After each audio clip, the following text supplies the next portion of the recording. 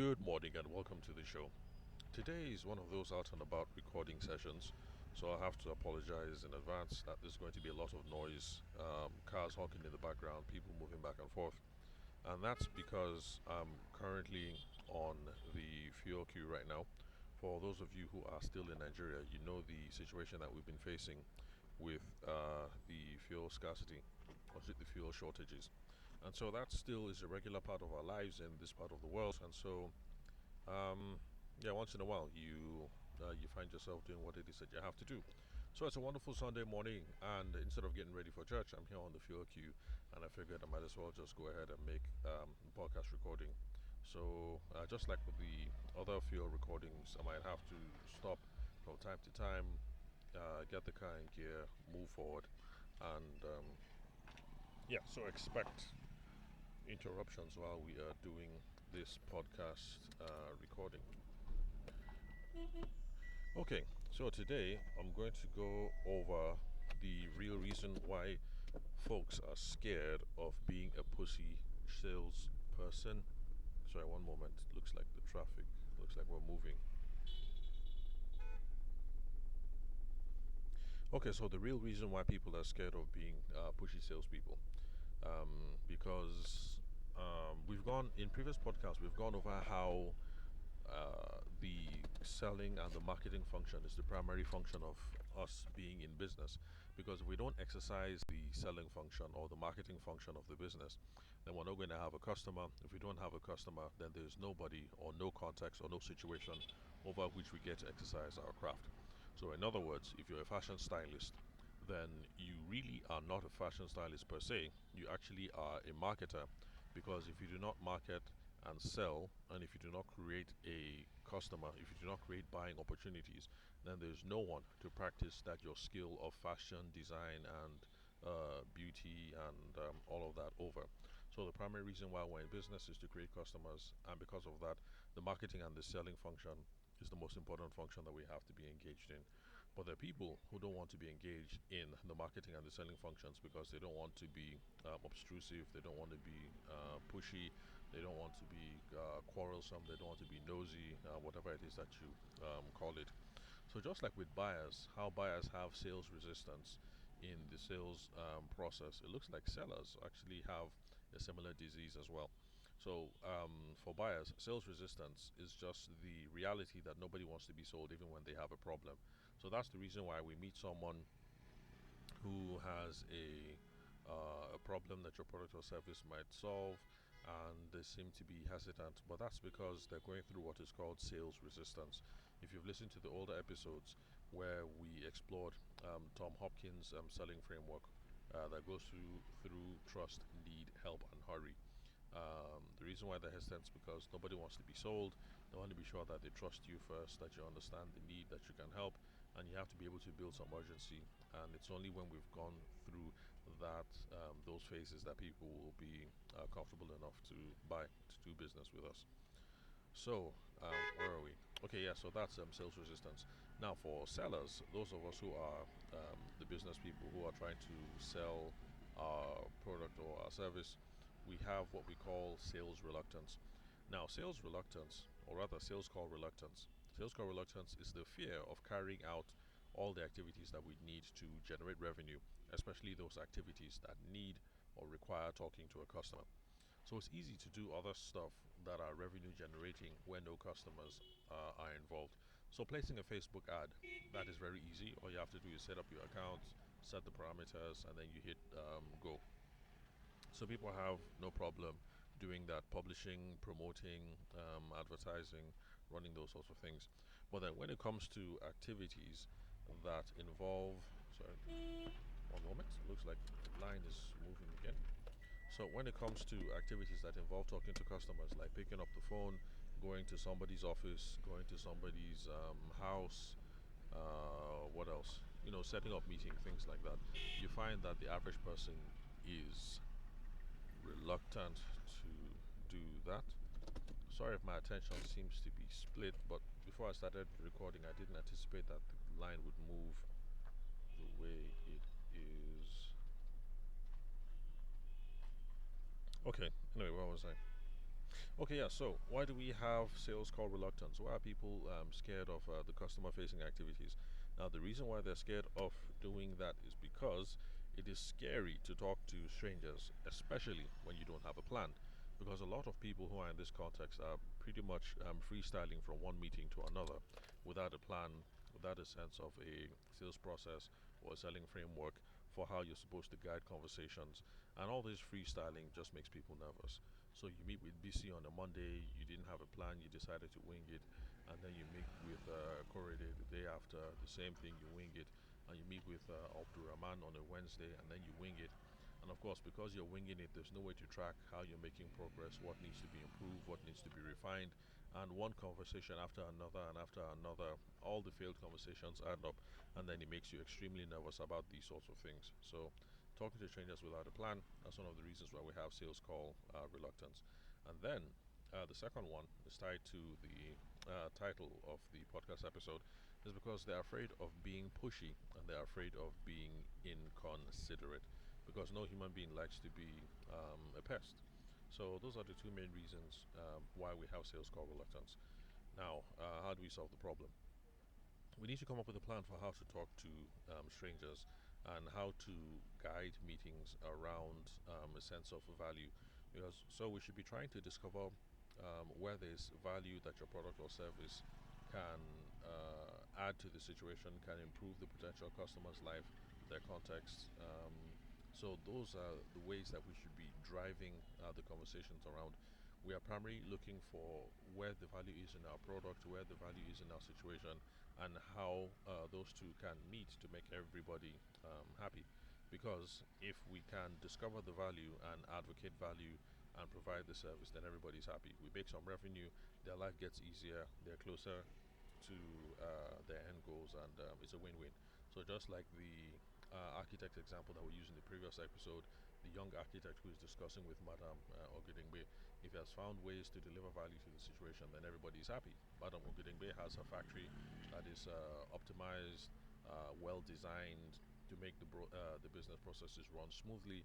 So she's happy because she has a wonderful layout in her factory, and the architect is happy because he has found a good client, some endorsements, and he has gotten some revenue. So that's how it works. Now, the plan for value shouldn't come as a rather the plan for discovering value shouldn't come as much of a surprise for those of you who've been listening to the podcast for a very long time, um, because your plan should include you trying to figure out who is that you should be talking to. That is why the prospecting part of the mix is really important. We want to be sure we're talking to the right person. We have to be able to try and figure out what they want, what they need, discover the extent of the problem that they have or the vision that they're working towards. It's only then that we're going to be able to show how the product or service is a match for them. We also have to be asking them questions in the conversation to explore what kind of terms they'd be willing to go ahead to take action on regarding the product or the service.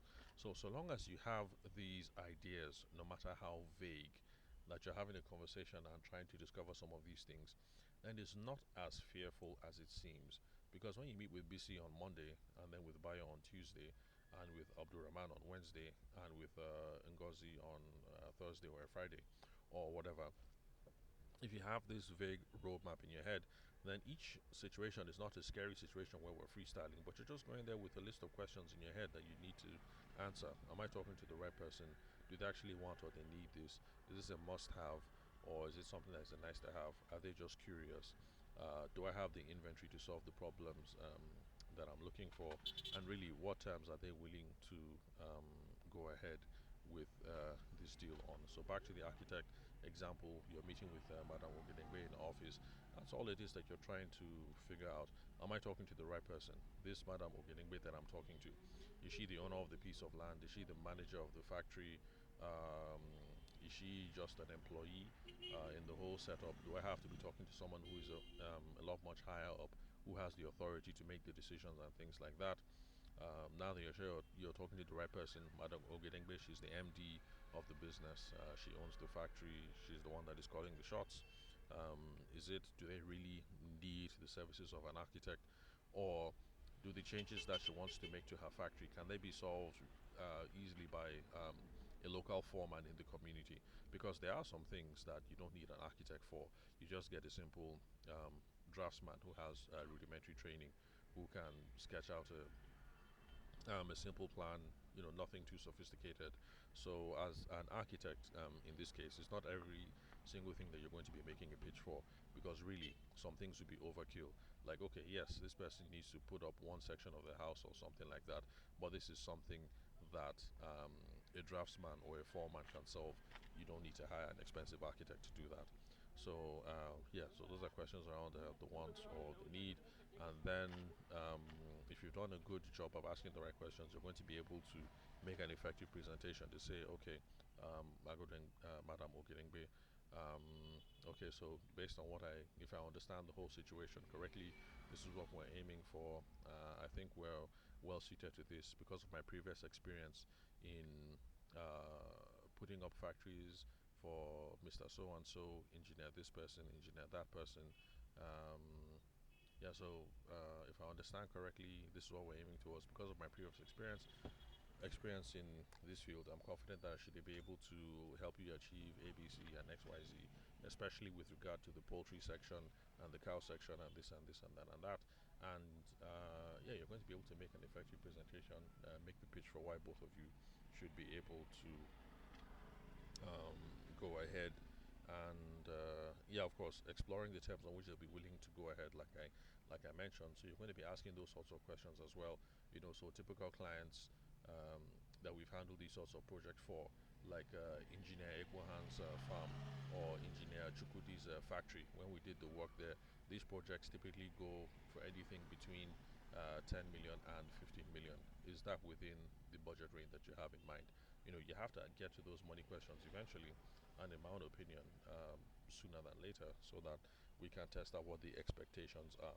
So if you have all these vague plans in your head about the questions that you're going to ask, the conversations that you're going to have, then it's not so scary talking to people after all.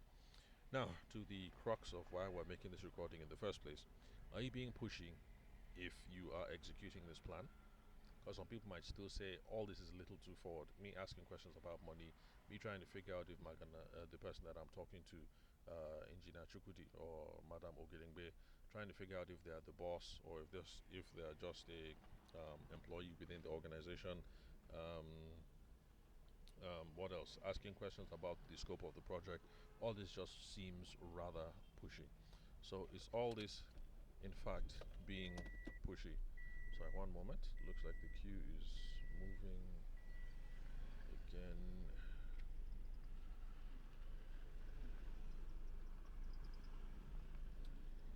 Sorry about this interruption. It's hard for me to record and drive at the same time, especially since I'm using my phone. Okay. Anyway, so are you being pushy? Um, if you head into conversations with this plan of action at the back of your mind? And the answer is no, you're not being pushy. The only time that you're going to be pushy is if you're talking to someone who is not interested in what you have, or if they're not looking for what it is that you have. So if you go into this conversation with Madame Okidengbe, but the thing is, she already has a foreman or a draftsman, and she thinks that a foreman or draftsman is adequate and that she doesn't need an architect for the project, then yes, you are being pushy if you're still trying to continue the meeting. So if you've gotten to the stage where you figure out that this person thinks they don't need an architect, then you're being pushy. For those of you who are in the wedding and the event space, you already know what it is that I'm talking about. You're the wedding planner, you're talking to the bride, but the bride insists that, look, she's from a big family, her mom has 12 sisters, and her 12 aunties are perfectly capable of organizing this wedding. Then, as a wedding professional, yes, you know that this is not adequate, and you know the pitfalls, you know how things are going to fall apart, and you have tried to explain how it's dicey and tricky trying to have family members plan your wedding. But the thing is, if they don't feel like there's a want or there's a need there, if they really think that there are 12 aunties, if they really think that the Council of Amazons is enough to plan the wedding, there is no need, there's no want, there's no interest, then in that case, yes, you are being pushy. You've done your best, you've handled the conversation, and we've gotten to the point where they're not interested. So in this case, you are being pushy. So long as somebody has a want, somebody has a need, somebody is interested, they have the budget for it, then you are not being pushy. So if you're an architect who is going around the estate, sorry about that noise, starting up the car again because the queue is moving.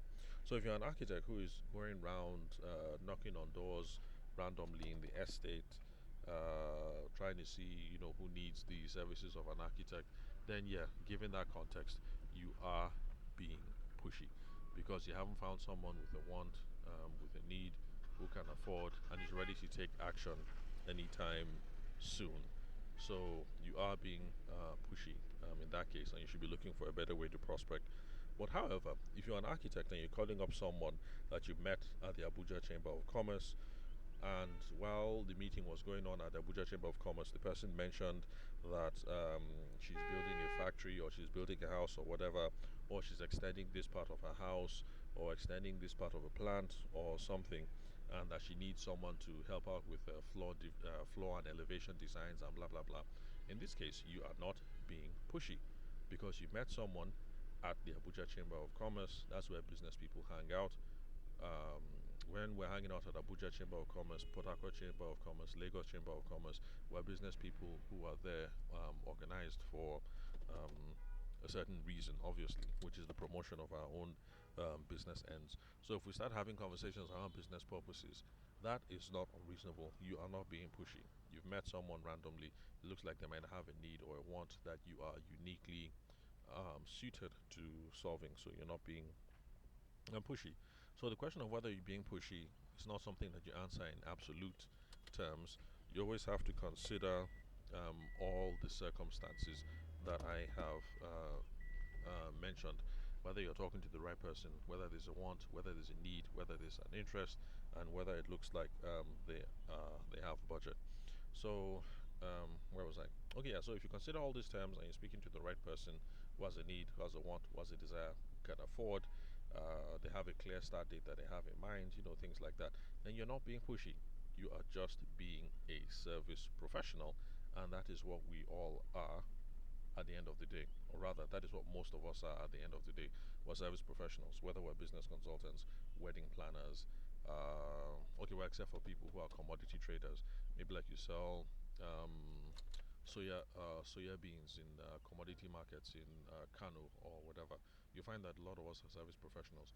So in these situations, we're not being pushy. We're just being service professionals, and we're doing what it is that we need to do to move the business forward. So I think I'll just wrap it up here, and yes, I'll just wrap it up here. Let me focus on trying to buy this fuel, and I'll catch you guys at the next recording. And hopefully, for those of us who are in Nigeria having to deal with all these hassles, we should have all these challenges overcome soon.